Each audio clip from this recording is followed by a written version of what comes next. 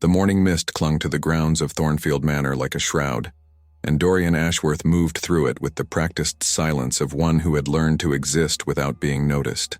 His weathered hands, marked by decades of soil and thorns, worked methodically among the rose bushes that had become both his sanctuary and his prison. 50 years. 50 years since the curse had stripped away everything that marked him as Prince Dorian Blackthorn of the Northern Territories, leaving him trapped in the body of an aging mortal man. His reflection showed him a stranger, gray-haired, lined with false wrinkles, stooped with a weariness that had nothing to do with physical labor and everything to do with the weight of half a century in exile. But his hands still remembered what they had been, still carried the grace of nobility, the strength of immortal blood, even if that blood now flowed sluggishly through veins that appeared mortal. It was a cruel irony that the witch Morgana had crafted so carefully.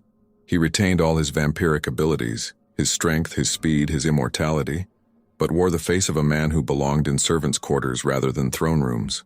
The sound of piano music drifted from the manor's music room, and Dorian paused in his work, his false-aged features softening as the melody washed over him.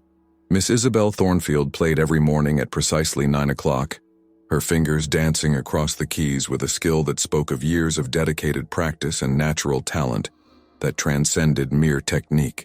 She had been playing when he first arrived at Thornfield Manor 5 years ago, a broken man seeking nothing more than a place to hide from a world that no longer recognized him. The estate's previous gardener had died, and Dorian, calling himself simply David Ashworth, had appeared at the kitchen door with references forged by vampire magic and a desperate need for anonymity. The Thornfield family had hired him without question. After all, who would suspect that a humble gardener with calloused hands and a stooped back was actually one of the most powerful vampire princes in existence?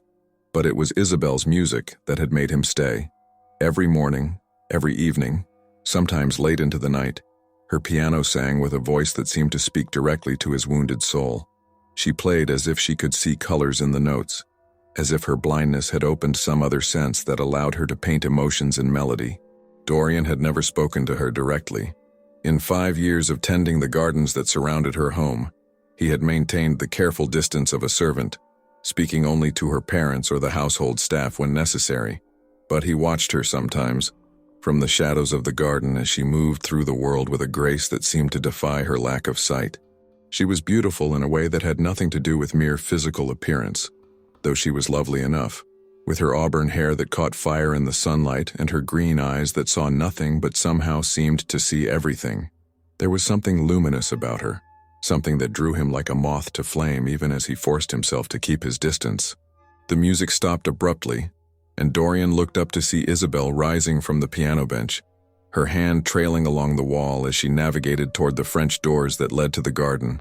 She did this sometimes, taking morning walks among the flowers he tended with such care. He should retreat to the tool shed, should make himself scarce as he always did when she ventured outside.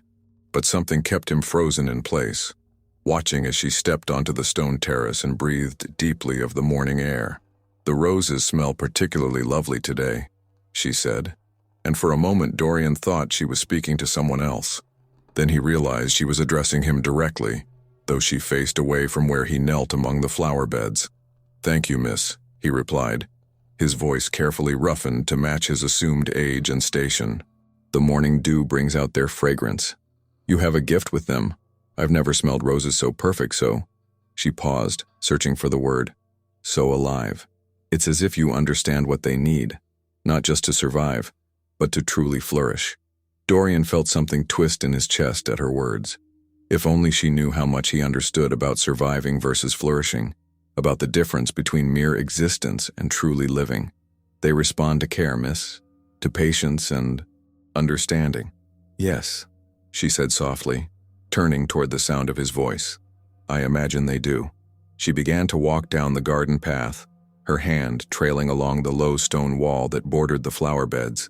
Dorian watched her progress with the careful attention of someone who had spent years observing her routines, noting the way she counted steps, the way she used sound and scent to navigate the world around her. It was when she reached the corner where the path curved toward the old oak tree that disaster struck. The gardener who had worked here before Dorian had been careless with his tools, and though Dorian had tried to repair all the damage over the years, He had missed the loose stone that had been poorly reset in the walkway. Isabel's foot caught on the uneven surface, and she stumbled forward with a small cry of alarm. Without thinking, without considering the consequences of revealing his supernatural speed, Dorian moved. One moment he was kneeling 20 feet away among the roses. The next, he was there, his arms catching her before she could fall, steadying her against his chest as her hands instinctively reached out to grasp his shoulders. The moment their skin made contact, Isabel went completely still. Her hands, which had been gripping his shoulders for balance, began to move slowly, carefully, as if she were reading something written in a language only she could understand. Her fingers traced the line of his collar, the curve of his neck, the strong line of his jaw. "You," she whispered, her voice filled with wonder and confusion. "I know you." Dorian's heart stopped. "Miss, I don't understand." "Your hands," she said, her own hands now covering his where they still held her steady. "They're not the hands of an old man. They're strong, smooth, noble." He tried to step back to put distance between them, but her grip tightened. "Please," she said urgently, "don't run away. I know this must seem strange, but I see differently than others do. Through touch, through sound, through things that have nothing to do with eyes. Miss Isabel, you're mistaken." "Am I?" Her hands moved to his face now, her fingers mapping features that the curse disguised from mirrors and photographs but apparently could not hide from her unique perception. "You feel ancient, sad, noble, like someone who has carried a great burden for a very long time." Dorian closed his eyes, fighting against the desperate urge to lean into her touch, to let himself be truly seen for the first time in 50 years. "You're imagining things," he said, but his voice lacked conviction. "No," she said with quiet certainty. "I'm seeing things, really seeing them, perhaps for the first time." Her thumbs traced the line of his cheekbones, and he shuddered at the gentleness of the touch. "Who are you really?" "I'm no one," he said, the words tasting like ash in his mouth. "Just a gardener. Gardeners don't move like shadows given form. They don't appear from 20 feet away in the space of a heartbeat. And they don't—" She paused, her head tilting as if listening to something only she could hear. "They don't have heartbeats that sound like distant thunder." Dorian's breath caught. Her hearing was that acute? Could she actually hear the difference between his immortal heart and a mortal one? "Miss Isabel," he said carefully, "you're overwrought from your fall. Perhaps you should return to the house." "My name," she interrupted, "is Isabel Morgana Thornfield." The middle name hit him like a physical blow.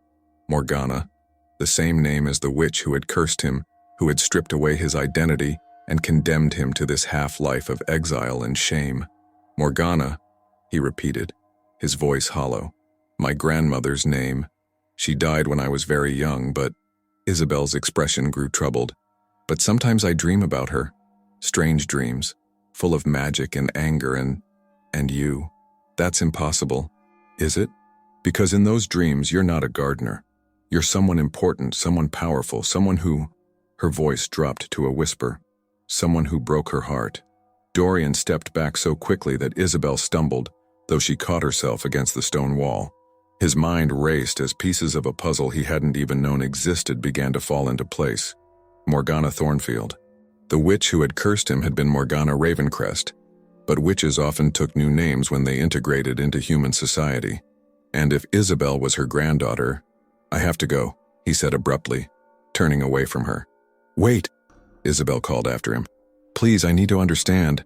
But Dorian was already gone, moving with the supernatural speed that his curse had not been able to take from him, leaving only the scent of roses and the echo of his footsteps on the garden path. That evening, Dorian sat in his small quarters above the carriage house, staring at his reflection in the cracked mirror that hung on the wall. The face that looked back at him was still that of David Ashworth, humble gardener, lined, weathered, unremarkable. But for a few moments that morning, in the touch of Isabel's hands, he had felt like himself again.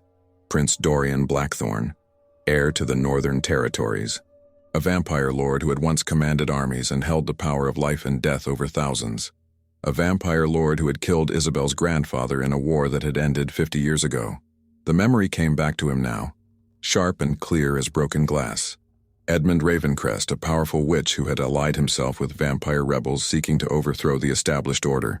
Dorian had faced him in single combat on a battlefield soaked with blood and magic, and when the dust settled, only one of them had walked away. He had thought nothing of it at the time. War was war, and Edmund Ravencrest had been an enemy combatant who had chosen his side. But 3 months later, Morgana Ravencrest had appeared at his castle, her eyes blazing with grief and fury. "You took everything from me," she had said, her voice shaking with the force of her rage.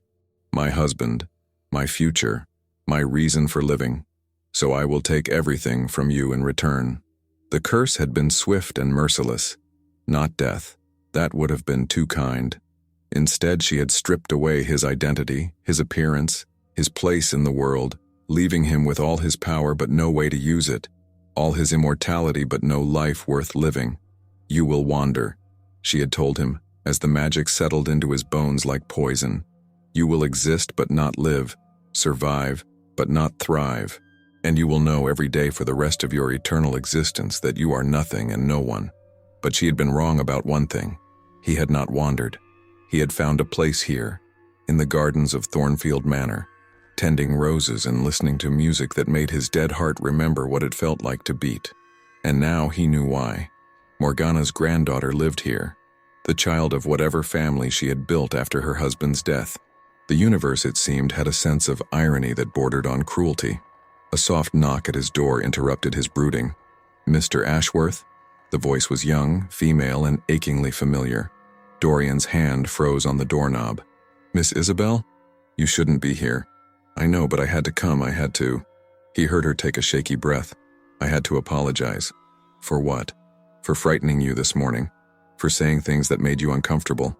I know it must have seemed strange the way I touched you." Dorian closed his eyes, leaning his forehead against the door. "You have nothing to apologize for." "Don't I? You've been working here for 5 years and I've never really seen you before. Not the way I saw you today. Perhaps it's better that way." "Is it?" "Because I've been thinking about what happened, about what I felt when I touched you, and Her voice grew stronger, more determined. "I think you're in pain. Deep old pain that you've been carrying alone for a very long time." Dorian's throat tightened. "Miss Isabel, I know what it's like to be alone," she continued. "To feel like no one really sees you, really understands who you are beneath the surface.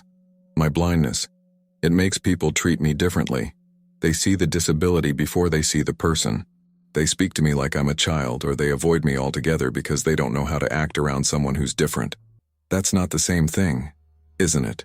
We're both invisible, in our own ways, both overlooked, both lonely." The word hung in the air between them like a confession, and Dorian felt something crack open in his chest. "You're not invisible," he said softly. You're the most remarkable person I've ever encountered. You barely know me. I know your music. I know the way you move through the world with grace and courage.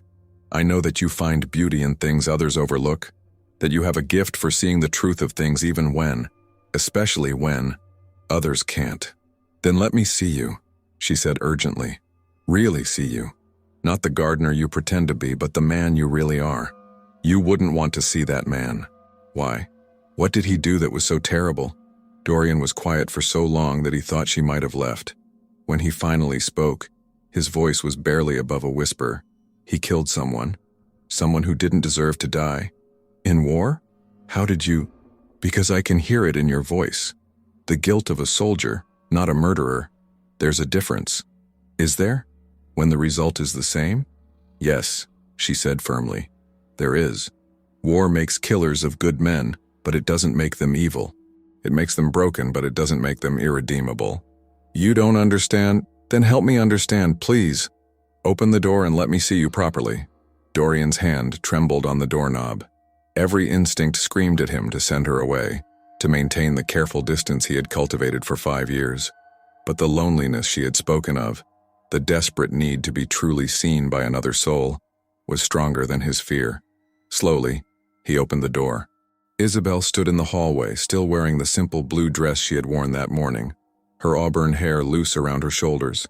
In the lamplight, she looked ethereal, otherworldly, like something from a dream. "May I come in?" she asked. Dorian stepped aside and she entered his small quarters with the careful steps of someone navigating unfamiliar territory. Her fingers trailed along the walls, the furniture, learning the space through touch. "It's very neat," she observed. "Sparse. Like someone who doesn't expect to stay long or someone who's forgotten how to make a place feel like home. I'm a servant. This isn't meant to be a home, isn't it?" She turned toward him, and though her eyes couldn't see him, he felt exposed under her gaze. "You've been here 5 years. That's longer than many people stay in the places they call home. It's just a job." "Is it? Then why do you tend the gardens with such care? Why do you leave perfect roses on my windowsill every few days?" Dorian's breath caught. "You knew about that?" "I could smell them. Always the most beautiful ones, always placed just so. I thought," she smiled and it transformed her entire face, "I thought maybe I had a secret admirer, someone who understood that I might not be able to see the roses, but I could appreciate their perfection in other ways. They were just extras, flowers that would have gone to waste otherwise." "Were they?" "Because they were always my favorites. The white ones that smell like vanilla, the pink ones with the perfect spiral of petals, the red ones that are so dark they're almost black. How did you know which ones I would love most?" Dorian had no answer for that because the truth was too dangerous to speak. He had chosen those roses because he had watched her, studied her, learned to read her expressions and her moods. He had given her the flowers he thought would bring her joy because her happiness had become more important to him than his own. "You've been watching me," she said, and it wasn't a question. Yes. "For how long?" "Since I arrived here. 5 years." She moved closer to him, her hand extended. "May I?" Dorian knew he should refuse, should maintain the boundaries that had kept them both safe, but he found himself nodding, then realized she couldn't see the gesture. "Yes," he said. Her hands found his face again, and this time he didn't try to pull away. Her fingers mapped his features with the careful attention of someone reading a beloved book, tracing the lines that the curse had etched there, the false age that masked his true nature. "You're not old," she said with certainty. "Not really. This face, it's like a mask, isn't it? Something that hides who you really are. Isabel. And your name isn't really David Ashworth. How can you possibly know that?" "Because when I touch you, I can feel the truth of you. And the truth is that you're someone important, someone who's been hiding for a very long time." Her hands stilled on his face. "Someone who's been cursed." The word hung between them like a blade, sharp and dangerous and impossible to take back. "That's ridiculous," Dorian said, but his voice lacked conviction. "Is it? Because I've been having dreams, strange dreams about my grandmother and a man who looked nothing like you but felt exactly like you. Dreams about magic and curses and—" Her voice dropped to a whisper, "and love that turned to hatred. Isabel, you need to stop. She cursed you, didn't she? My grandmother. She took away your true face, your real identity, and trapped you in this form." Dorian closed his eyes, unable to deny the truth any longer. "Yes." "Why?" "Because I killed her husband, your grandfather." Isabel's hands stilled on his face, but she didn't pull away. "In the war?" "Yes. The vampire war 50 years ago." Dorian's eyes snapped open. "How do you know about that?" "Because I dream about it. I dream about you, standing on a battlefield covered in blood and magic, facing a man with silver hair and sad eyes. I dream about the moment when—" She swallowed hard. "When you killed him. Then you know what I am, what I've done. I know that you were a soldier in a war that neither side wanted but both sides felt they had to fight. I know that my grandfather chose his side, and you chose yours, and that sometimes in war good people have to do terrible things. He was trying to surrender when I killed him." The words came out like a confession, raw and painful, and full of 50 years of guilt. He had thrown down his weapon, was calling for quarter, and I was so lost in the bloodlust, so consumed by the battle that I didn't hear him, didn't see his surrender until it was too late. Isabel's hands moved to cover his, where they hung at his sides. "And you've been punishing yourself for it ever since. I deserve to be punished. Do you? For a mistake made in the heat of battle, in a war that should never have been fought? I took a life that didn't need to be taken. I robbed your grandmother of her husband, you of your grandfather. You made a mistake," Isabel said firmly. "A terrible, tragic mistake, but a mistake nonetheless. And you've spent 50 years paying for it. Not long enough. How long would be enough?" 100 years? 1,000? How much suffering will balance the scales? I don't know. I do, she said softly. The answer is that no amount of suffering will bring him back.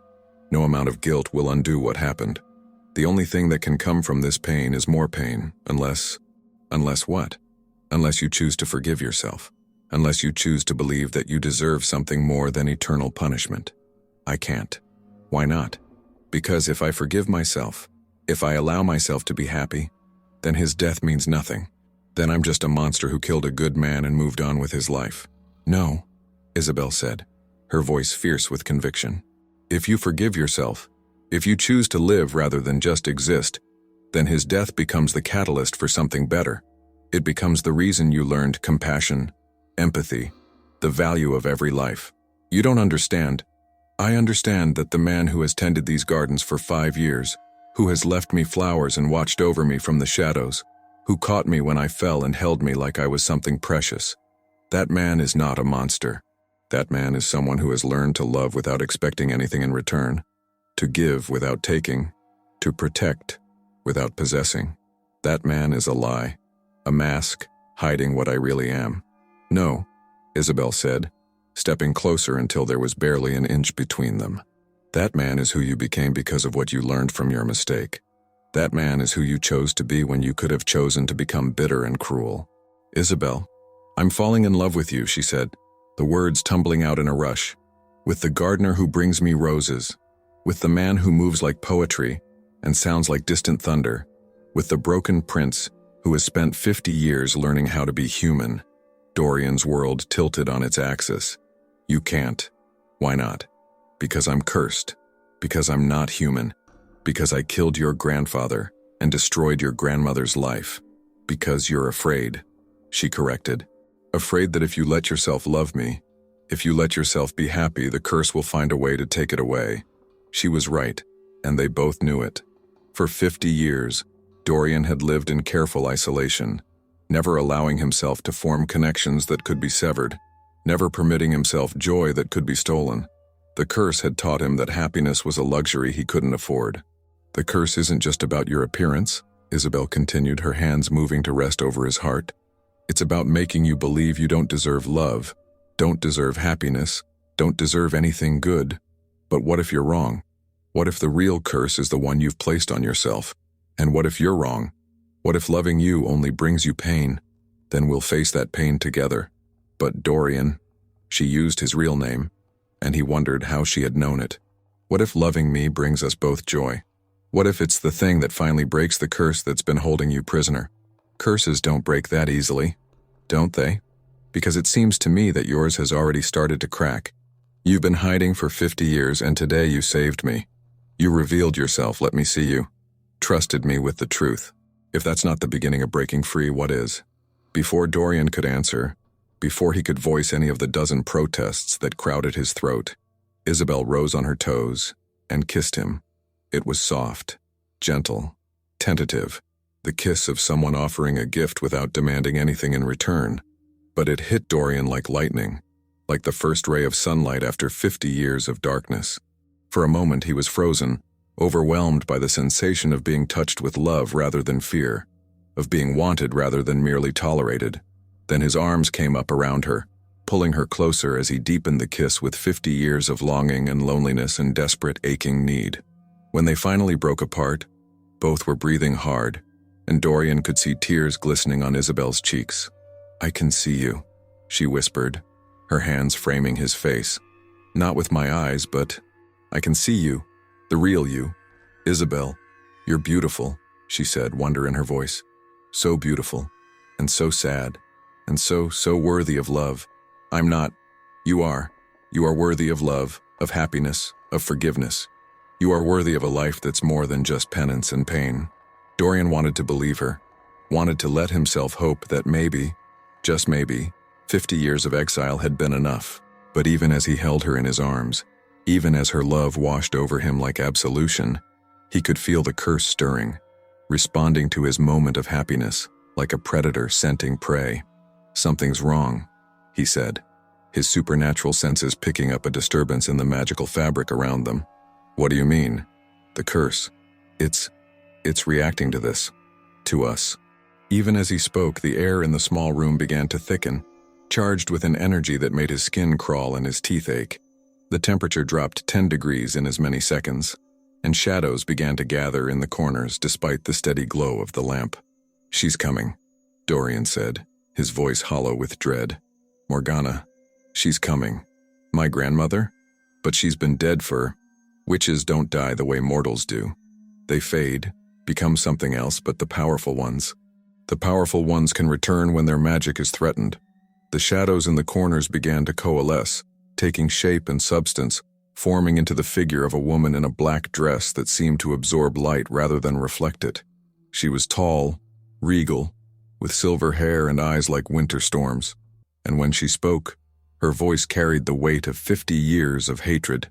"So," Morgana Ravencrest said, her gaze moving between Dorian and Isabel with cold satisfaction. "The monster has found someone to love. How predictable." "Grandmother?" Isabel's voice was small, confused, frightened. "Hello, child. You've grown into quite the beauty. Edmund would have been proud.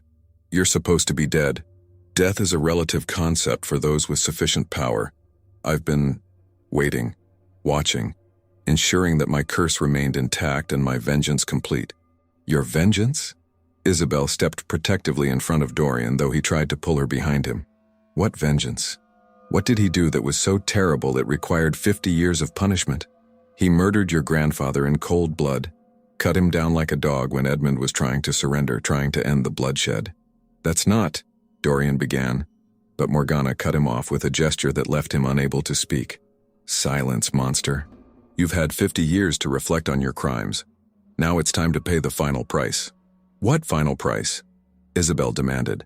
"The curse was always meant to be temporary," Morgana explained, her voice taking on the cadence of someone delivering a long-rehearsed speech. 50 years of exile, 50 years of loneliness and shame, and then a choice. What kind of choice? He can reclaim his true form, his power, his place in the world, but he will lose all memory of you, all capacity to love or be loved. He will become exactly the monster I always knew him to be. And the alternative? He remains as he is, trapped in this false form, aging and weakening until he dies a mortal death. But he keeps his memories of you, his capacity for love, his humanity. Isabel turned to Dorian, her hands reaching for him. "That's not a choice at all. That's just two different kinds of death." "Precisely," Morgana said with satisfaction. "Either he dies as the monster he always was, or he dies as the man he pretended to be. Either way, he dies, and my husband is avenged." "Your husband chose to fight in that war," Dorian said, his voice returning as Morgana's attention shifted to Isabel. "He chose his side, knowing the risks. He chose to fight for justice, for the rights of magical beings to exist without persecution. You chose to fight for the vampire lords who would see us all enslaved or destroyed. I chose to fight for my people, just as he fought for his. And now you'll die for that choice just as he did." "No," Isabel said, her voice ringing with sudden authority. "No, he won't. Child, you don't understand the forces at work here. I understand that you've spent 50 years consumed by hatred and grief, and it's poisoned you. I understand that you've become exactly the kind of monster you claim to despise. How dare you? How dare I what, tell the truth? Point out that you've spent half a century torturing an innocent man for a crime he committed in war? Innocent? He killed a soldier in battle. A soldier who was fighting against him, who had chosen to take up arms in a war that both sides knew would be bloody and brutal. That's not murder, grandmother. That's war. You don't know what you're talking about, don't I? Because I've seen the truth of it, felt it in his memories. I know that he tried to save grandfather at the end, tried to heal him with vampire magic when he realized what he'd done. I know that he's carried the guilt of that moment for 50 years, that it's shaped every choice he's made since. Lies. Pretty lies to justify. The truth, Isabel said firmly. The truth you've been too blinded by hatred to see. He's not the monster you think he is. He's a man who made a mistake and has spent 50 years trying to atone for it. Atonement doesn't bring back the dead. No, but it can prevent more death. It can create something beautiful from something tragic. It can... Enough! Morgana's voice cracked like a whip, and the air around them shimmered with barely contained power. You are a child playing with forces beyond your comprehension. Stand aside and let justice be done." "This isn't justice," Isabel said, moving to stand directly between Morgana and Dorian. "This is revenge, and I won't let you destroy the man I love for the sake of your hatred." "The man you love?" Morgana laughed, the sound like breaking glass. "Child, you don't even know what he really looks like. You've fallen in love with a lie, a mask created by my curse." "I've fallen in love with his soul," Isabel replied, "with his kindness, his gentleness, his capacity for growth and change. I don't care what he looks like. You will when you see his true form, when you see the predator beneath the gardener's mask." "Then show me," Isabel said, her chin lifting in defiance. "If you're so certain that the truth will destroy what we have, then show me who he really is." "Isabel, no," Dorian said, finding his voice again. "You don't understand what you're asking." "I understand perfectly. I'm asking her to prove that love is weaker than hatred, that truth is more destructive than lies. I'm asking her to show me that I'm wrong to believe in you. And if she's right, if seeing my true form changes how you feel about me, then we'll deal with that when it happens.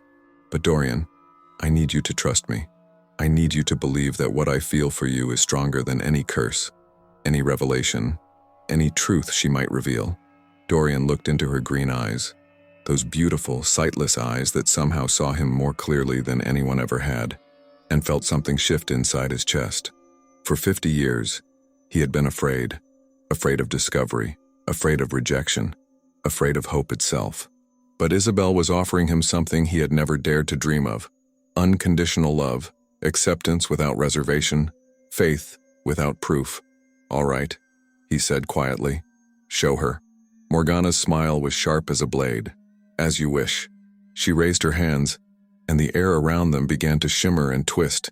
The curse that had hidden Dorian's true form for 50 years began to unravel, layer by layer, like bandages being unwound from an ancient wound.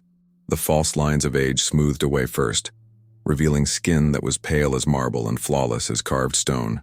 The gray hair darkened to black, thick and lustrous, while his stooped posture straightened to reveal his true height and the broad shoulders of a warrior. His clothes too changed, the simple gardener's attire replaced by the elegant black coat and silver-trimmed vest of vampire nobility. When the transformation was complete, Prince Dorian Blackthorn stood revealed in all his immortal glory, beautiful, powerful, and utterly inhuman. "There," Morgana said with satisfaction, "there is your beloved child, a creature of darkness and death, a predator who has killed more men than you could count. Still think you love him?" Isabel's hands reached out, finding Dorian's face with the same careful touch she had used before. Her fingers mapped his new features, the sharp cheekbones, the strong jaw, the lips that were fuller and more sensual than his disguised form had possessed. "You're beautiful," she said softly, wonder in her voice. "So beautiful it takes my breath away. Isabel, and you're still you, still the man who has tended my roses for 5 years, who has watched over me from the shadows, who has loved me without asking for anything in return. But I'm not human. I'm a vampire, a killer. You're the man I love," she said firmly. "That's all that matters." Morgana's expression twisted with rage. "You foolish child, you don't know what you're saying." "I know exactly what I'm saying. I'm saying that love is stronger than hatred, that forgiveness is more powerful than revenge, that 50 years of punishment is enough." "It will never be enough. Then you'll spend eternity consumed by bitterness while we build a life together based on love and understanding. You think I'll allow that? You think I'll let him escape justice?" "I think," Isabel said, her voice taking on a strange, resonant quality that seemed to fill the room, "that you've forgotten something important about our family." "What?" "We're not just witches, grandmother. We're healers. We're supposed to mend what's broken, not break what's whole." As she spoke, Isabel began to glow with a soft silver light that seemed to emanate from her very skin. The light grew brighter, more intense, until it filled the room, and made Morgana step back with a hiss of alarm. "You have power," the older witch said, her voice filled with shock and something that might have been fear. "I've always had power. I just never knew what it was for." Isabel's voice was stronger now, more confident. "But I know now it's for this, for healing the wounds that hatred has carved into the world. You can't heal what he did. I can't bring grandfather back, no. But I can heal the damage his death has done to our family. I can break the cycle of revenge and hatred that has poisoned us for 50 years. I won't let you. You can't stop me, Isabel said, and the light around her pulsed with power that made the very air sing. Because this is my choice, my magic, my family to heal. She turned to Dorian, her hands still glowing with silver fire. Do you want to be free? Really free? Not just from the curse, but from the guilt and shame that have been eating away at you for 50 years? Yes, but not if it costs you. It won't cost me anything. It will give me everything I've ever wanted. A future with the man I love. A family healed. A wrong made right. Isabel, do you trust me? Dorian looked into her eyes, those beautiful, sightless eyes that saw straight to his soul, and felt the last of his resistance crumble. Yes, he said. I trust you. Then let me heal you. Let me heal us all. Isabel placed her glowing hands on Dorian's chest over his heart, and began to speak in a language that was older than words, older than memory. The silver light spread from her hands to encompass them both, weaving around them like threads of starlight. No! Morgana lunged forward, her own magic crackling around her like black lightning. I won't let you undo 50 years of justice. But her magic met the silver light and simply stopped, absorbed, transformed, turned from something destructive into something healing. This isn't justice, grandmother, Isabel said, her voice echoing with power. This is love, and love is always stronger than hatred. The light grew brighter, more intense until it was impossible to see anything else. Dorian felt the curse breaking apart inside him, not just the physical disguise, but the deeper magic that had bound his guilt and shame to his very soul. 50 years of self-hatred, 50 years of believing himself unworthy of love or forgiveness, simply dissolved. But more than that, he felt Isabel's power working through him, healing wounds he hadn't even known existed. The trauma of war, the guilt of taking a life, the loneliness of 5 decades in exile, all of it was being transformed, not erased, but changed into something that could strengthen rather than weaken, teach rather than torment. When the light finally faded, when the magic settled and the room returned to normal, Morgana was gone. Not destroyed, but transformed. The bitter, vengeful witch replaced by a confused-looking elderly woman in a simple gray dress. Where am I? She asked, her voice frail and uncertain. You're home, grandmother, Isabel said gently, moving to take the older woman's arm. You're safe. I had the strangest dream, Morgana said, leaning heavily on her granddaughter. There was so much anger, so much pain, but it's gone now. I feel peaceful. The healing magic, Dorian said, understanding. You didn't just break the curse. You healed the wound that created it. I healed all of us, Isabel confirmed. Grandmother's grief, your guilt, the hatred that has poisoned our families for 50 years. It's all gone now.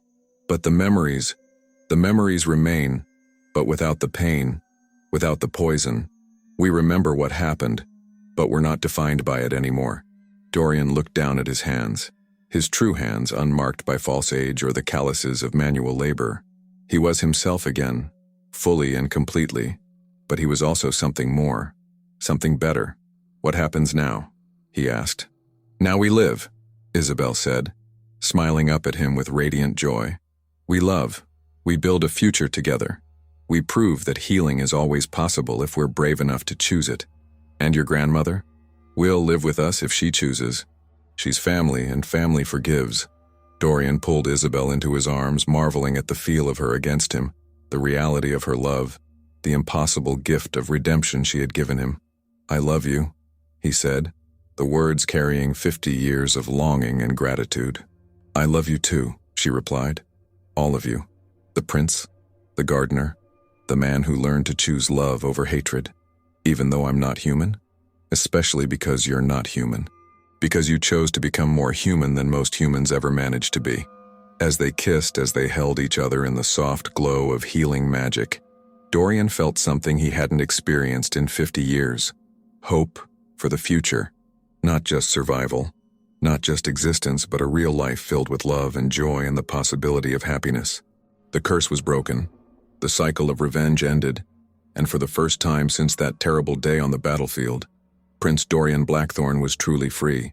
And it was all because a blind woman had seen him more clearly than anyone ever had had loved him not despite his flaws, but because of his capacity to grow beyond them. Love, it turned out, really was stronger than any curse. Over the following weeks, as Morgana slowly recovered her memories and her true personality, she and Dorian had many long conversations about the war, about Edmund's death, about the 50 years that had passed since then. The healing magic had done more than just remove the poison of hatred. It had allowed them both to see the events of the past with clarity and compassion. "I remember now," Morgana said one afternoon as they sat in the garden watching Isabel play piano through the open windows of the music room. Edmund wasn't trying to surrender. He was preparing to cast a spell that would have killed hundreds of your soldiers. You stopped him. You saved lives.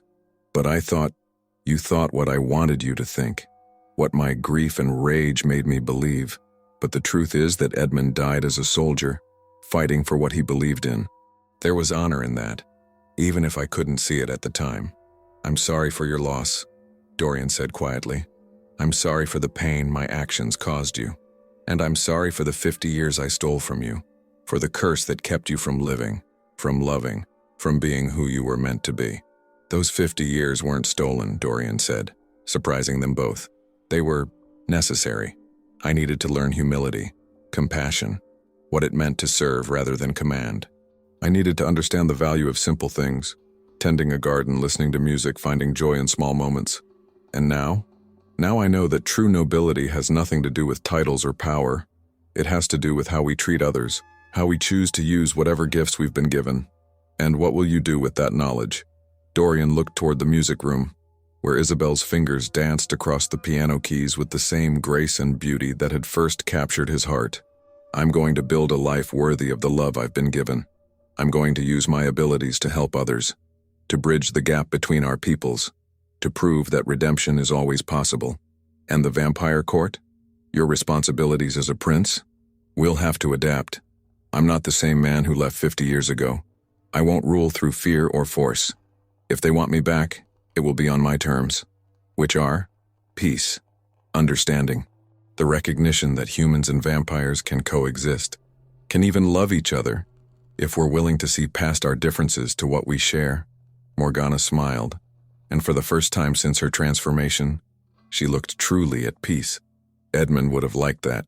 He always believed that love was the strongest magic of all. He was right.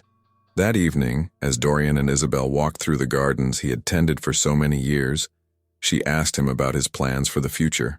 "The vampire court will expect you to return," she said, her hand resting lightly on his arm. "You're a prince. You have responsibilities.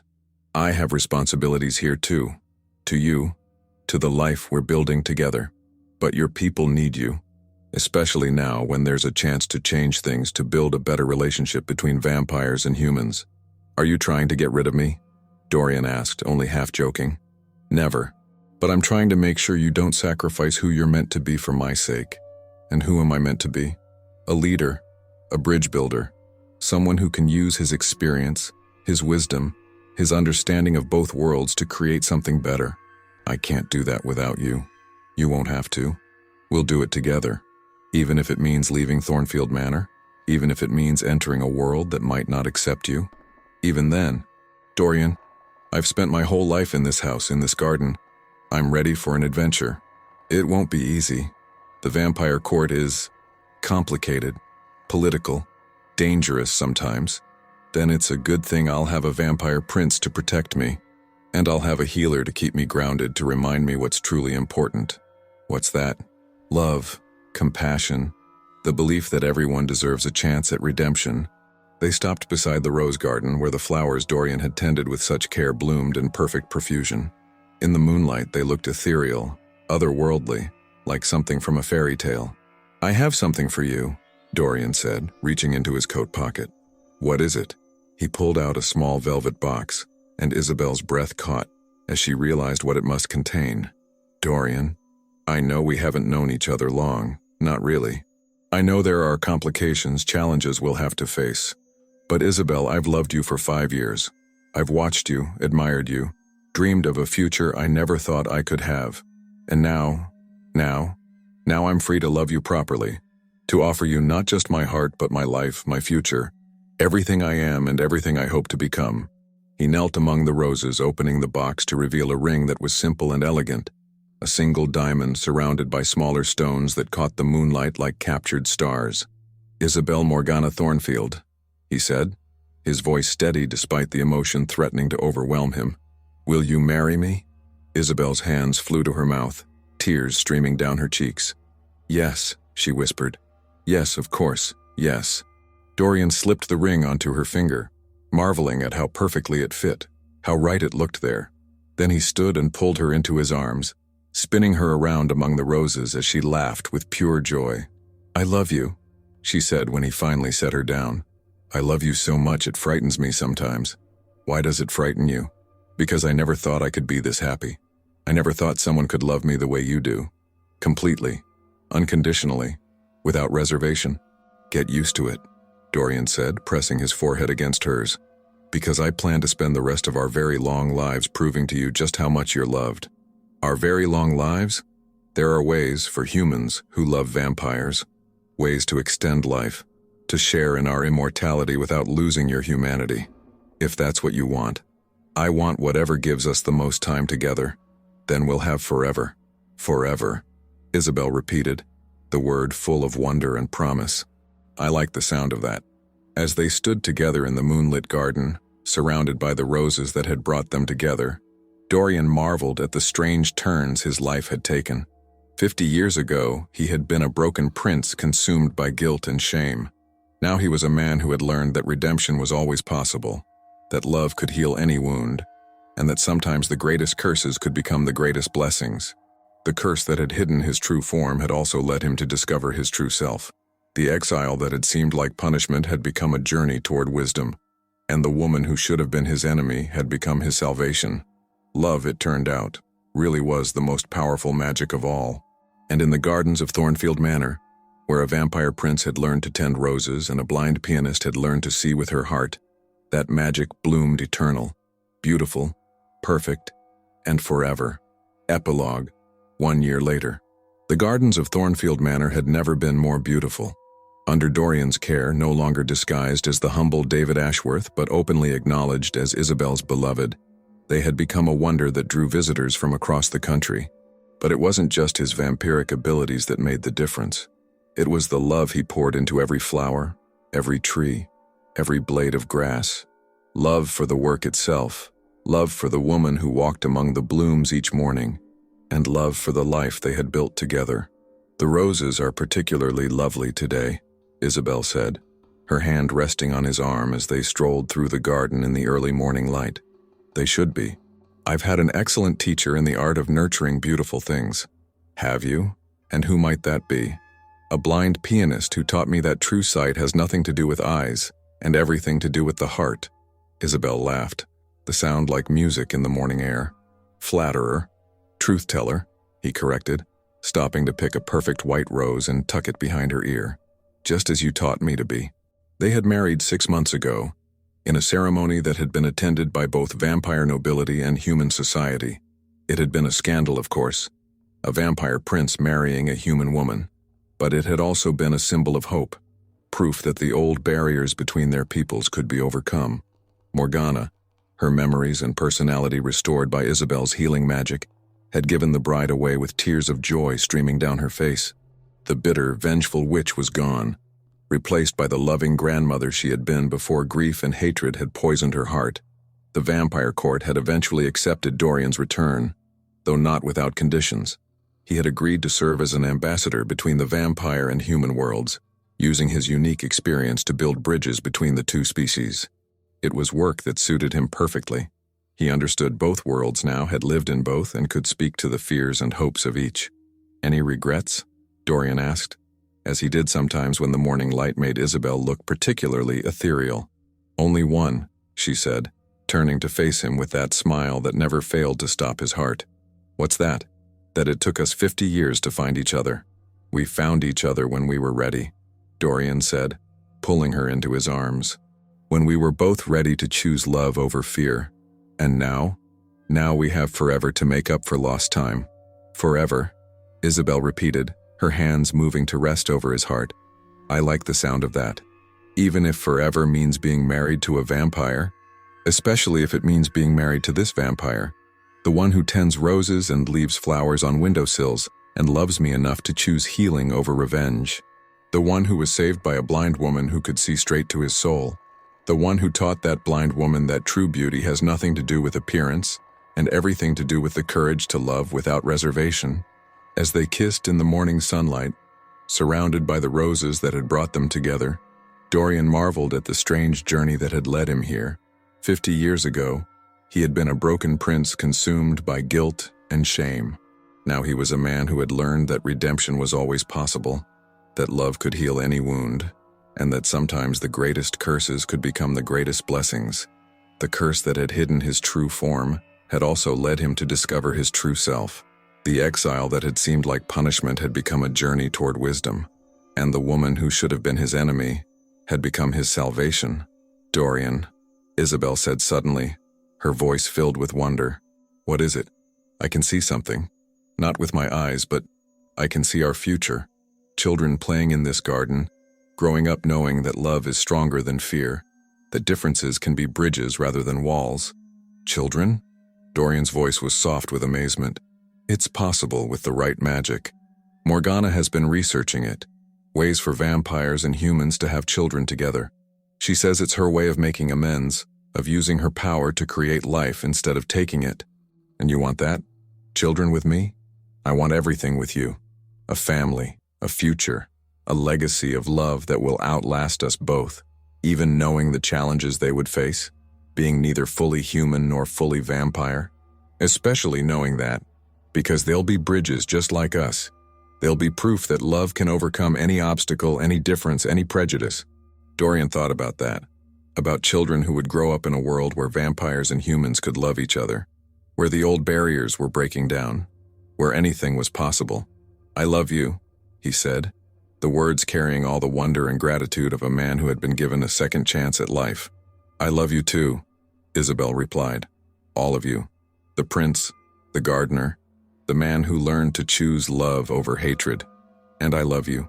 The pianist who sees with her heart, the healer who mends broken souls, the woman who taught me that redemption is always possible." As they stood together in the garden where their love had bloomed, Dorian felt the truth of those words settle into his bones. Redemption was possible. Healing was possible. Love was possible even for those who thought they were beyond saving. The vampire prince who had been cursed to hide his true face had found a woman who saw him more clearly than anyone ever had. The blind pianist who had lived in darkness had found a man who brought light into her world. And together, they had proven that sometimes the most beautiful love stories began with the most impossible circumstances. In the distance, the church bells of the village began to chime, marking another hour in their shared life, another moment in their forever. And as the sound drifted across the gardens of Thornfield Manor, it seemed to carry a message of hope, that love could conquer all, that healing was always possible, and that sometimes the greatest magic was simply the courage to open one's heart to another soul. The roses bloomed around them, perfect and eternal, tended by hands that had learned to nurture rather than destroy, loved by a heart that had learned to see beauty in all its forms. And in their fragrance, in their beauty, in their very existence lay the proof that love, true love, could transform even the darkest curse into the most beautiful blessing. Dorian and Isabel had found their happily ever after, not in spite of their differences, but because of them. Not in spite of their past pain, but because of how it had shaped them into people capable of such deep, transformative love. And in the gardens of Thornfield Manor, where a vampire prince had learned to tend roses and a blind pianist had learned to see with her heart, their love would bloom eternal, beautiful, perfect, and forever. The curse was broken, the healing complete, and love had triumphed over all. What an absolutely breathtaking journey from cursed exile to redemptive love. I'm still emotional from watching Dorian's 50-year penance transform into the very thing that made him worthy of Isabel's love. The way his guilt and isolation taught him humility, compassion, and the true value of every moment of happiness. And Isabel, the way she saw past every disguise, every curse, every barrier to recognize the beautiful soul beneath. That moment when she chose healing over hatred, love over revenge, forgiveness over the cycle of pain that had poisoned her family for generations. Absolutely magnificent. What did you think of the twist that Morgana was Isabel's grandmother? Did that revelation feel earned, or was it too coincidental? The way Isabel's healing magic didn't just break the curse, but transformed the very nature of the pain that created it was such a beautiful metaphor for how love can literally change the past's hold on us. If you loved this incredible tale of redemption, the power of true sight beyond physical appearance, and love that literally breaks curses, please hit that subscribe button. I have so many more amazing stories waiting for you. Let me know in the comments. Do you think Dorian's 50 years of suffering were necessary for his growth? Or could love have redeemed him sooner? And here's something that's been haunting me. Was Isabel's ability to see his true nature a form of magic? Or just the power of unconditional love? The way she recognized him through touch, through the essence of who he was rather than what he looked like, speaks to something so profound about how we truly connect with others. Next week, I'm bringing you another heart-stopping supernatural romance. Demon Hunter's daughter falls in love with her target. He's been protecting her village for 200 years. Trust me, you won't want to miss that emotional masterpiece.